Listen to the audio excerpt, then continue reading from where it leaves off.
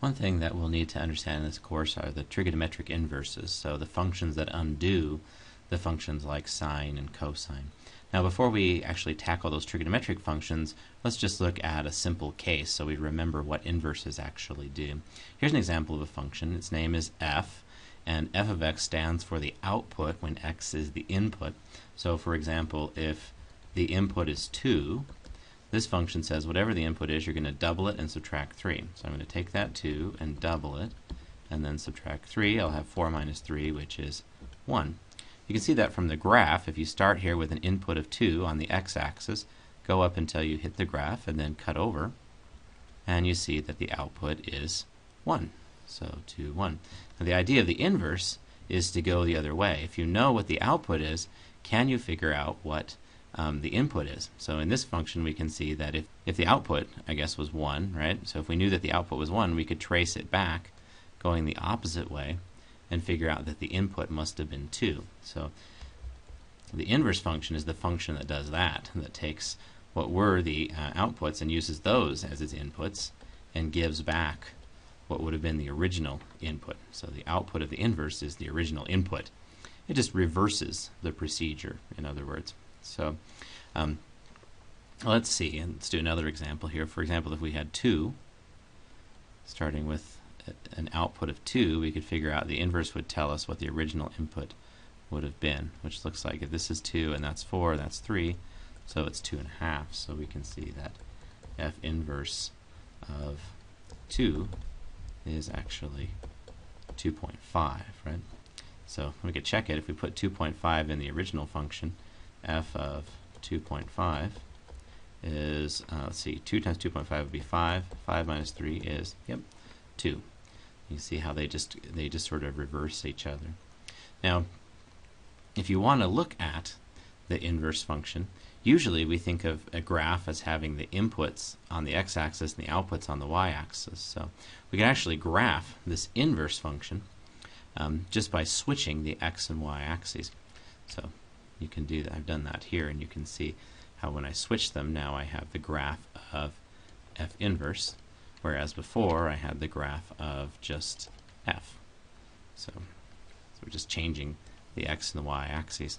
Everything's kind of rolling around or flipping around this line where y is equal to x, because when y is equal to x, if you switch the x and y axes, those points don't change because they have the same x and y value.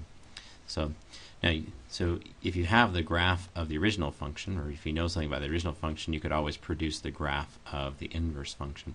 In this case, it's simple enough to figure out what the inverse function is, though. This function takes a number, doubles it, and subtracts 3. So if you want to reverse that process, the first thing you ought to do is to take the number, add back the 3, and then divide by the 2. And that would be the function f inverse of x. It's the function that undoes this one or reverses that procedure.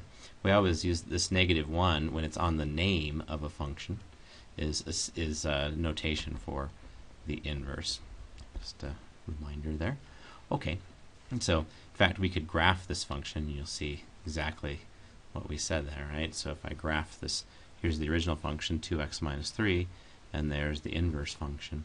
So notice, whereas this function, it takes 2 and its output is 1, the inverse function, so that was f, right? And this one's f inverse. The inverse function takes 1 and outputs 2. It just undoes whatever procedure that function had.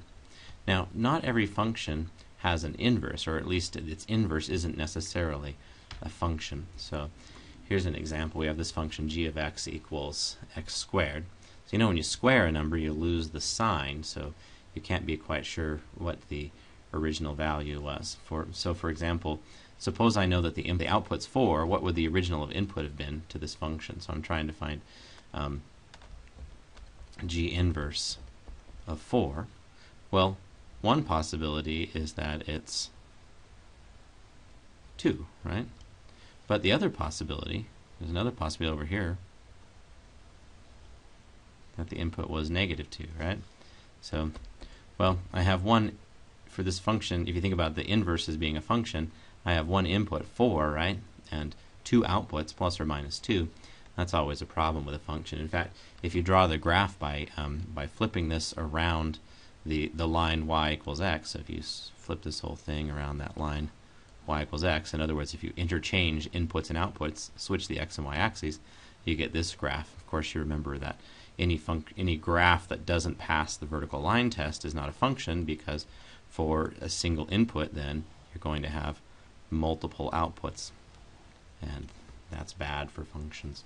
So you can see if the original function doesn't pass the horizontal line test, if you can draw a horizontal line somewhere that crosses the graph in more than one place, it means that the inverse function is going to fail the vertical line test, which means it's not going to be a function.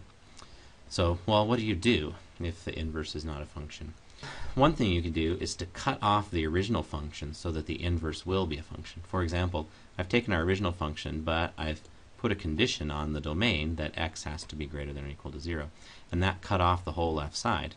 Now you can see that this passes the horizontal line test, right? Because if I could draw a horizontal line anywhere, it would only cross the graph at most once, and that means if I draw its inverse, any vertical line would cross the graph at most once, and so it would be a function. So basically you can cut it off so that it will have an inverse.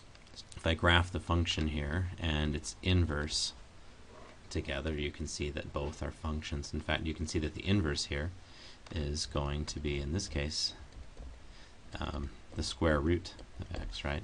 What undoes squaring a number? Well, taking its square root. If you think about the plus or minus, since we know that the input is originally positive, we'll just take the plus square root. Of course, how you cut it off is up to you. So you could have also done this. You could cut off the part where it was doubling back on itself over here, right? Get rid of that, and it passes the horizontal line test again. This time, the inverse, you can see, would look like this, right? If I switch the x and y axes, then this part here comes down and makes that part there. So there's my original function g, and this is my function g inverse. In this particular case, that corresponds to g inverse is the negative square root of x. Right? Like if I start with 4 here, and you could use the original function to read off that the original input must have been -2, or you could just start with this inverse function with the inputs on the x-axis and figure out the same thing, right? That the original value must have been -2.